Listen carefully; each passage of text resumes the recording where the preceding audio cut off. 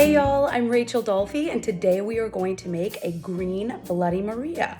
This is the perfect drink to help celebrate Cinco de Mayo, and it does have a special ingredient in it as well. Thanks to our friends at Yucatan Guacamole, has a little squeeze of guac in it, which adds a nice richness to it, just helps bump up the savoriness a little bit. So let's go ahead and get started. This is a super easy recipe. It's literally chopping just a few things, throwing them all in our trusty blender, and that's pretty much it. All right, first thing we're going to do is just very roughly chop up a piece of celery here. Doesn't have to be perfect, it's going in the blender. And then we will need a cucumber. You'll need about 2 inches of that, give or take. And this is going to make 2 drinks, so you and whoever else you're celebrating Cinco de Mayo with. Again, it's a quick rough chop. All right, I have a jalapeno. If you're not a fan of heat, don't worry, you can totally leave this out. But if you are a fan of heat like me, we're gonna do half of this. Or you can remove the seeds too, no problem. Give this one a little bit more of a smaller chop just because you wanna make sure it's nice and blended. The spicy parts at least. Okay, and we have fresh tomatillos as well. It comes with a little outer husk. So you take the husk off, take it away, and it kind of looks like a green tomato. Has sort of a similar flavor, and this was sort of the inspiration for the Bloody Maria, was to take our typical Bloody Mary, which is, traditionally red, lots of horseradish, nice savory flavors, and give it a little bit of a Mexican kick with using tomatillos instead. If you don't have tomatillos, you could use green tomatoes, that's no problem. And we'll need 3 to 4 of these. So we are going to slice it in half. And you can see here, it's got a little top to it. So we're just gonna take this core out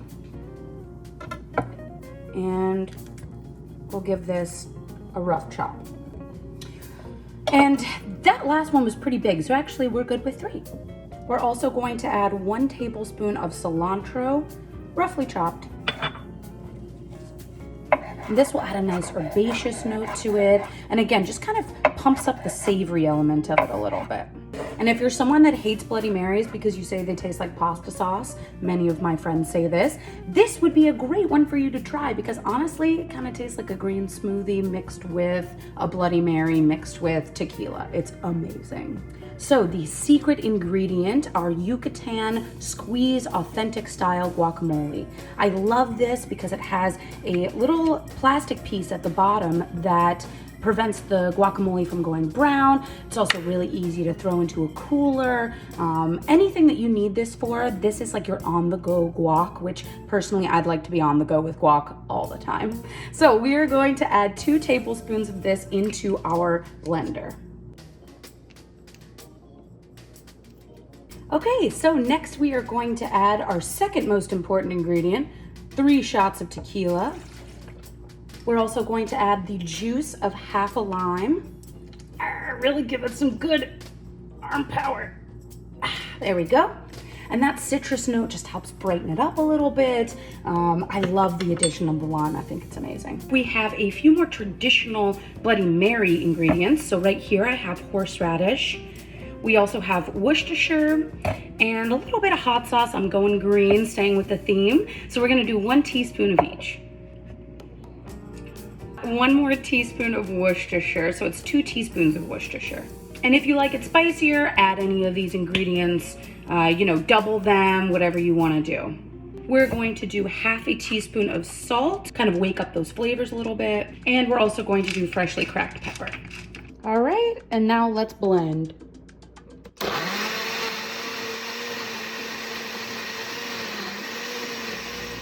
I'm also going to make a spiced rim for my drink. So I'm going to mix half a teaspoon of smoked paprika, a 1/4 teaspoon of ground cumin, and also a 1/4 teaspoon of ground coriander. Looks so pretty. Just mix it up. And we will add it to a little plate so that we can rim our drink. It's such a gorgeous day where I live, so I am going to do the next part of this outside and lean into that Cinco de Mayo feel. First thing we're going to do is take half of our mixture and pour it into a glass. And then we're going to take the other half of our mixture and strain it. And this is going to just give us the texture that we need.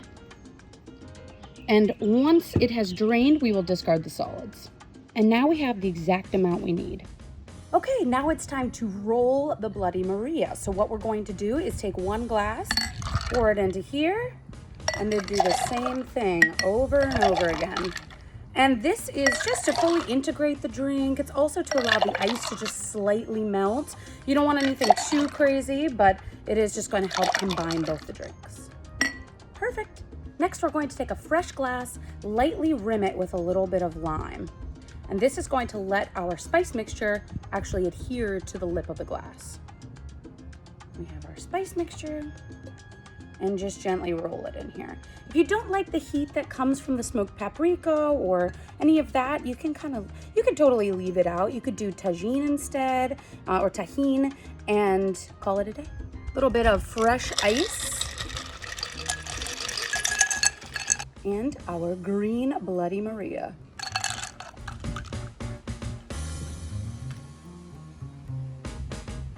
I like to garnish mine with a celery stick, a little cuke, just so everyone knows what's actually in it, jalapeno, because I like it spicy, and a lime.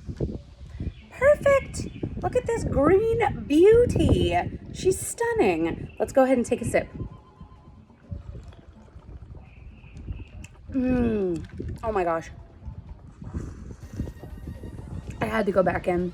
This is just perfect. It has the lime, which brings that bright citrus note, has a little bit of the heat from the jalapeno. It's got that verdant greenness from the green tomatillos, and then of course a little bit of richness and creaminess from the guacamole. So I really urge y'all to try this. It's perfect for Cinco de Mayo. It's perfect for brunch. It's perfect for pretty much any time of the day. And I'd like to thank our friends at Yucatan Guacamole for sponsoring this video.